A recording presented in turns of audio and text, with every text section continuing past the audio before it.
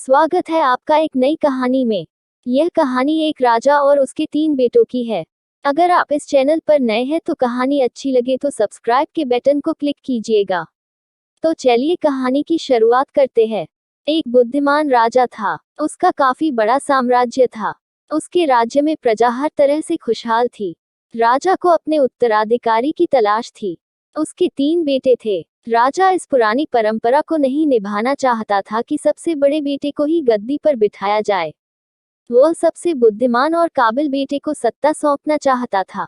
इसलिए राजा ने उत्तराधिकारी के लिए तीनों की परीक्षा लेने का फैसला किया। राजा ने तीनों बेटों को अलग अलग दिशाओं में भेजा। उसने हर बेटे को सोने का एक एक सिक्का देते हुए कहा कि वे इसे ऐसी चीज खरीदे जो पुराने महल को भर दे। पहले बेटे ने सोचा कि पिता तो सठिया चुके हैं, इस थोड़े से पैसे से इस महल को किसी चीज से कैसे भरा जा सकता है। इसलिए वह एक मैखाने में गया, शराब पी और सारा पैसा खर्च डाला। राजा के दूसरे बेटे ने इससे भी आगे सोचा। वह इस नतीजे पर पहुंचा कि शहर में सबसे सस्ता तो कूड़ा कचरा ही है। इसलिए उसने महल को कचरे से भर दिया।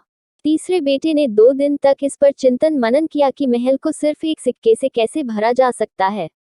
वह वाकई कुछ ऐसा करना चाहता था जिससे पिता की उम्मीद पूरी होती हो। उसने मोमबत्तियां और लोबान की बत्तियां खरीदी और फिर पूरे महल को रोशनी और सुगंध से भर दिया। इस तीसरे बेटे की बुद्धिमानी से खुश होकर राजा ने उसे अपना उत्तराधिकारी बनाया। इस हिंदी कहानी से हमें यह सीख मिलता है कि बुद्धि से कुछ भी पाया जा सकता है।